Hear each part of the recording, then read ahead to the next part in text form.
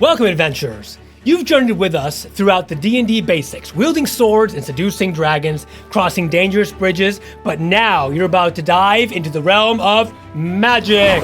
That's right! Today we're unlocking the secrets of spellcasting, where a flick of the wrist and a well-timed word could summon storms, heal allies, or even turn enemies into frogs. Wait a minute. Magic in D&D isn't just a flashy light show. It's a powerful tool that can be used as complex or simply as you want it to be. Whether you're hurling fireballs or charming a tavern full of angry locals, casting spells is all about imagination, strategy, and of course, knowing the basics. So let's get into it. Here's how it works. Spells, slots, and a little magical finesse. First, before you can unleash that fireball or summon your familiar, you need to actually know the spell. Most spellcasters have lists of spells they can prepare each day. Think of it like packing for a trip. You pick what you think you'll need for that day's adventures and swap things out when you're ready for something new. And your backpack will get larger and more spacious as you level up. Indeed it will. Each spellcasting class has different rules for when and how you prepare spells. Wizards, druids, and clerics, for example, can change their spells every morning, while others like bards and sorcerers change only when they level up. But some spells are special, they're always prepared. This is kind of like having a spell tattooed on your brain, ready to go whenever you need it. A ritual. And then there's spell slots, the fuel that powers your magical engines. Picture this, every time you cast a level 1 or higher spell, you spend this spell slot.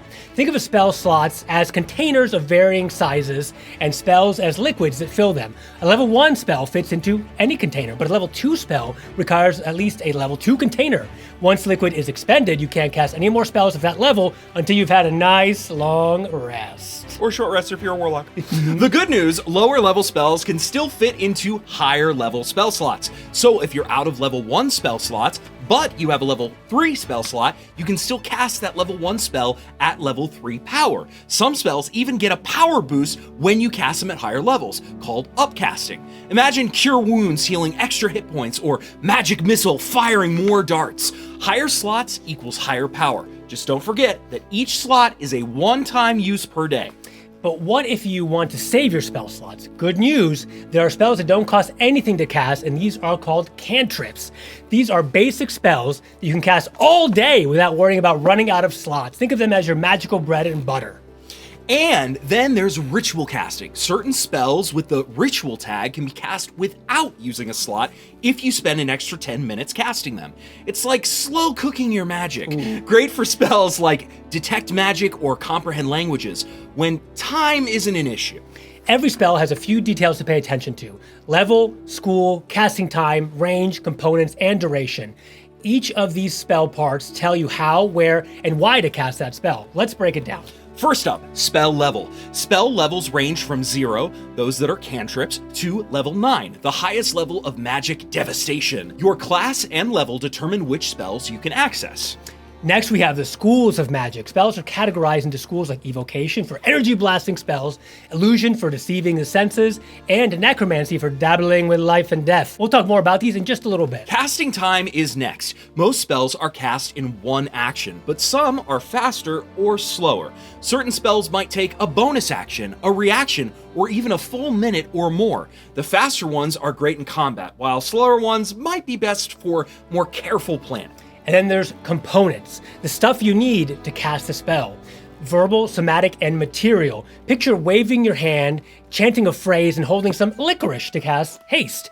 The components make spells feel grounded, even if the effects are otherworldly. Exactly. Starting with verbal components. This one's all about saying the right magic words. You have to speak clearly, and you can't be in a gag, a magical silence zone, or otherwise unable to make noise. And verbal components are fun because they let you make up mysterious, special words.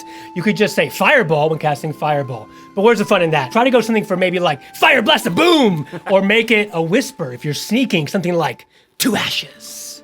Next up, somatic components. Spellcasting jazz hands. For those spells, you need to perform certain gestures with your hands. It can be anything from a simple wave to a complex set of emotions. The best part?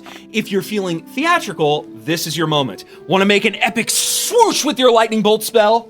go for it. That's awesome. Just remember, if your hands are full, like you're holding a sword or a shield, or if you're restrained, you might be out of luck. It's tough to do the fun hocus pocus hand signs when your hands are all tied up. Also, if you're using your spellcasting focus, you might still need a free hand for more complicated gestures. Finally, we have material components. These are the props for your spells, the things you need to pull out of your pouch, like a pinch of bat guano for fireball or a drop of water for create or destroy water. Some spells need specifics, and sometimes really weird items are ones that work. But don't worry, you don't have to lug around a full grocery list of items. You can usually keep all these little knickknacks in a component pouch, or just use a spellcasting focus, like a staff or an amulet, to channel the magic instead of having to haul bat fur everywhere. Just remember, if the spell specifically says that the component is consumed or has a gold cost, like a diamond worth 300 gold pieces for Revivify, you'll need the real thing. No shortcuts. Let's talk about range. Some spells like Fireball have a maximum range in feet, in this case 150 feet, and then will detonate to affect a large 20-foot radius worth of crispy foes.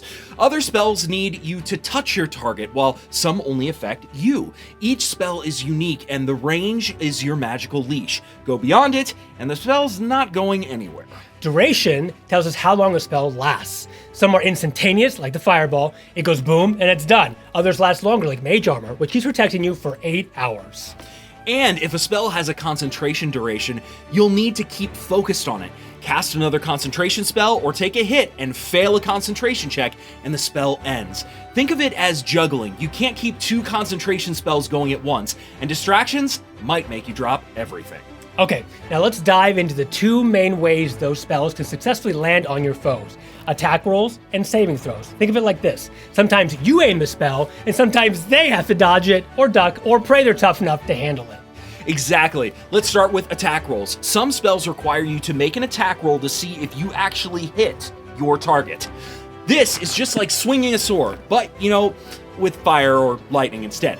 You roll a d20, add your spell attack modifier, and hope it's high enough to beat that target's armor class, or AC.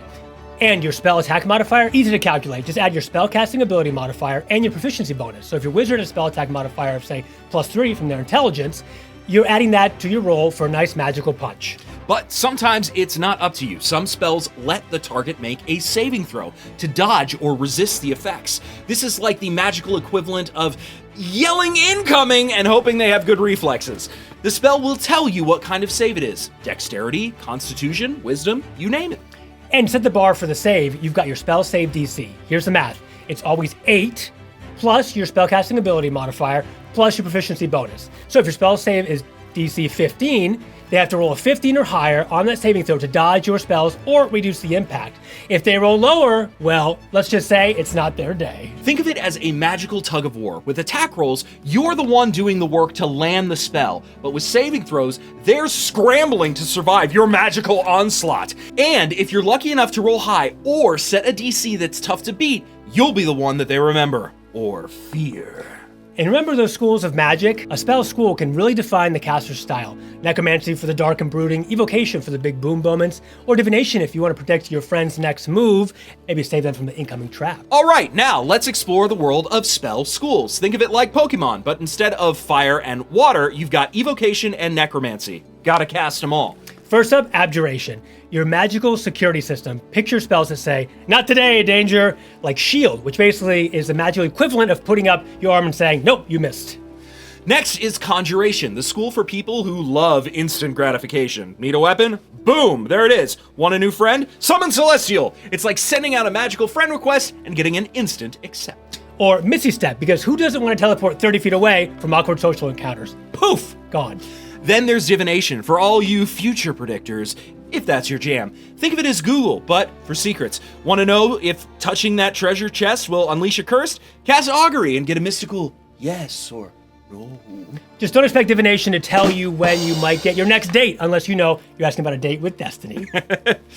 That's when we've got enchantment. This is all about mind games. Charm Person is like convincing someone you're their new best friend, even if you just tried to steal their stuff 5 minutes ago. Great! But fair warning, when the magic wears off, you're gonna realize you just Jedi mind tricked them, so have an exit strategy ready. Absolutely. Next is Evocation, the Michael Bay of magic schools. This is where you get your explosions, fireball, lightning bolt. things that make things go boom. It's evocation. It's like the School of Magic decided, why solve a problem with finesse when you can solve it with a 20-foot wide radius explosion? I didn't ask how big the room is. I said I cast Fireball. Now, Illusion, the prankster's toolkit. Create fake walls, fake sounds, or even fake dragons. Why risk your life when you can just trick your enemies into thinking they're already doomed? Minor Illusion is perfect for distracting guards. Just conjure the sound of a duck quack out of nowhere. It's amazing how confused people get when they hear a magical duck. And then there's Necromancy, for those who look at a graveyard and think, this could use some more life. Animate dead, raise dead, bring back skeletons and zombies to fight for you. It's like a spooky second chance program. Honestly, it's the ultimate in waste not, want not. Got bones? Put them to work.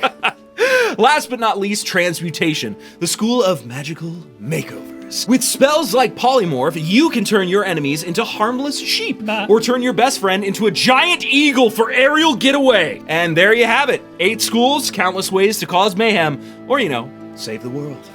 One last thing, armor. If you're wearing armor, you need to be trained in it to cast spells effectively. Without training, armor messes with your gestures and concentrations, making spellcasting tricky. And don't forget magic items. Items like wands, staves, or spell scrolls allow you to cast spells even if you're out of slots. Think of them as magical backups, perfect for when your spell slots are running low. So there you have it. Casting spells means choosing and preparing them wisely, knowing your spell slots, understanding ranges, components, durations, and knowing when to upcast them or cast a ritual. Whether you're sending a fireball across a battlefield or healing your friends, spellcasting is where strategy meets spectacle. So go forth, adventurers, with your components in your hand, your spell slots ready, and remember, magic is much more about planning than it is about power. Now, time to dive into your spell list and pick your favorites. Prepare wisely because you never know what you need to charm a dragon or escape from one. Happy casting and may your rolls be high and your concentration checks steady.